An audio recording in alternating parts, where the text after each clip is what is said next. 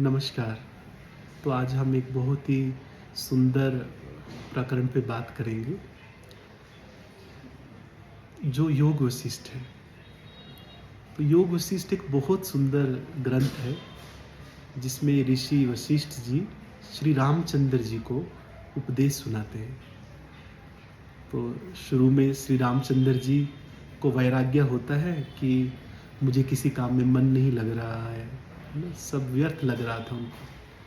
तो उनकी ये स्थिति देखकर राजा दशरथ जी वशिष्ठ जी से बोलते हैं कि आप उनका मार्गदर्शन करें। तो इस प्रकार से ये ग्रंथ शुरू होता है, तो जिसमें ऋषि वशिष्ठ श्री रामचंद्र जी को उपदेश करते हैं। तो सबसे पहले श्री रामचंद्र जी अपने मन की व्यथा को उसमें सुनाते हैं कि कैसे उनको सब कुछ व्यर्थ लग रहा है।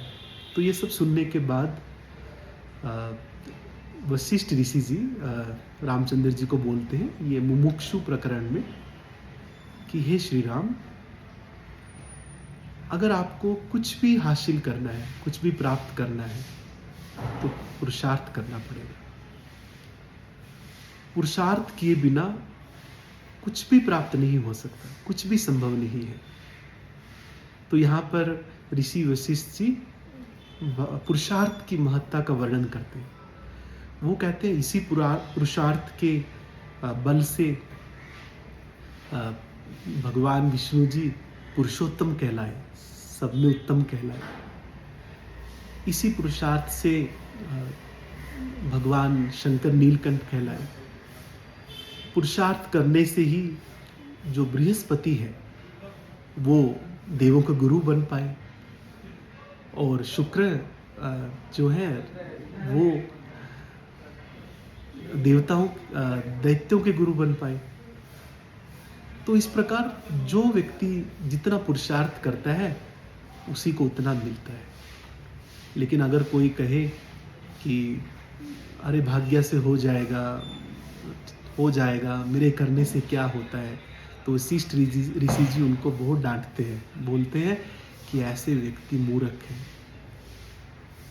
जो पुरुषार्थ का आश्रय छोड़कर सब कुछ छोड़ देते हैं, कुछ नहीं करते, मेहनत नहीं करते, उनको कोई सिद्धि प्राप्त नहीं होती। इसलिए एक संस्कृत में कहावत भी है कि परिश्रम से ही सब कार्य सिद्ध होते हैं।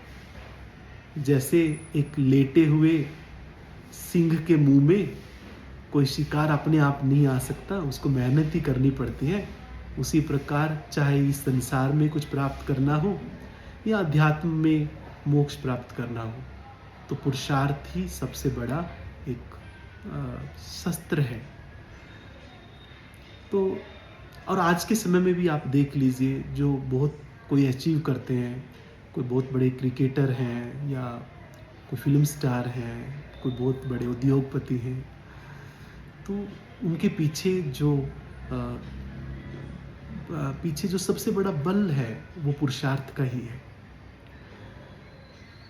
तो इस प्रकार से पुरुषार्थ की महिमा का गुणगान करते हैं। फिर ऋषि वशिष्ठ जी ये भी बोलते हैं कि पुरुषार्थ दो प्रकार का होता है, एक शास्त्र के अनुसार और एक शास्त्र के विरुद्ध। कि जब हम शास्त्र के अनुसार पुरुषार्थ करते हैं, मेहनत करते हैं ना, संत जनों की बात मानते हैं, शास्त्रों का पालन करते हैं, जो हमारे भगवत गीता शास्त्रों में लिखा है, तो वो हमें सुख देता है। और अगर हम उनके विपरीत विचरते हैं तो बाद में दुख का कारण होता है। जैसे कि मान लो किसी व्यक्ति को बहुत पैसा कमाने का मन में इच्छा उत्पन्न हुई। एक तो है कि उसने मेहनत की, पुरुषार्थ किया और तब उसने पैसा कमाया और जो भी कुछ उसको सुख सुविधाएं चाहिए थी वो ली, तो उसको सुख देती है। पर एक कि चलो कुछ कपट करके, कुछ भी ऐसा करके पैसा कमा लिया, तो फिर बाद में वो दुख देता है। तो इसी प्रकार से जो भी हम करें, गुरुजनों ने बताया या जो बड़े बुजुर्ग बताते हैं, उसके अनुसार जब हम विचरण करते हैं तो वही शांति हमें प्रदान करता है ना। अदरवाइज बाद में वो दुख का कारण बन जाता है। और फिर वशिष्ठ जी श्री रामचंद्र जी को यही बोलते हैं कि कुछ भी प्राप्त करना है तो तुम पुरुषार्थ करो। अगर आत्म पद भी प्राप्त करना हो तो पुरुषार्थ करो। फिर इसी कड़ी में वो एक और बहुत सुंदर बात बोलते हैं कि सबसे पहले व्यक्ति को अपने गुण और दोषों का विचार करना चाहिए। अगर हम आध्यात्मिक जीवन की बात करें तो धीरे धीरे कि मैंने क्या गलत किया, मैंने क्या सही किया, मेरे अंदर क्या गुण है, मेरे अंदर क्या दोष है, तो धीरे धीरे वो दोषों को पहचान कर और उनको धीरे धीरे त्याग करते रहना और फिर हम आगे बढ़ते जाते हैं, है ना।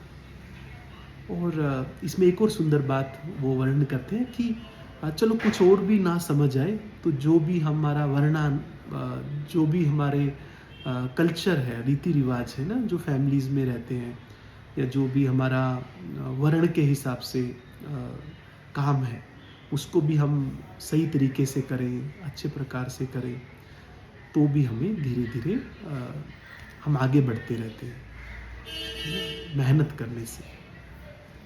तो इस प्रकार से ये इतना सुंदर पुरुषार्थ की महिमा का वर्णन उन्होंने किया और ये भी बताया कि जो भाग्य के भरोसे रहते हैं वो कमज़ोर आदमी होते हैं। और ऐसा है कि आज तक जो भी जीवन में हो गया अभी से पहले तो कोई बात नहीं, लेकिन अगर आज हम पुरुषार्थ कर रहे हैं तो हम अपने पुराने जो भी कुछ हमसे हुआ है हम उसको भी ओवरकम कर सकते हैं, है ना। कई बार आप देखो एक व्यक्ति कितने सालों से मान लो ड्रिंक करता है, स्मोकिंग करता है और वो आज से ही पुरुषार्थ करे कि मुझे इसको छोड़ना है और वो छोड़ देता है तो पीछे का उससे कोई प्रभाव नहीं है। तो आज का पुरुषार्थ सब पे भारी होता है ना। तो एक स्टूडेंट के लिए जो परिश्रम करता है, पुरुषार्थ करता है तो अच्छे अंक लेके आता है, फिर वही मेहनत करके अच्छे व्यवसाय या जॉब में चला जाता है। तो चाहे हम भौतिक जीवन की बात करें या आध्यात्मिक जीवन की बात करें, पुरुषार्थ के बिना कुछ सिद्ध नहीं होता। तो हम कुछ भी हुआ हो, अगर अभी से भी पुरुषार्थ करने का लक्ष्य रखें तो हम सब चीज़ों पर ओवरकम कर सकते हैं। जय श्री राम।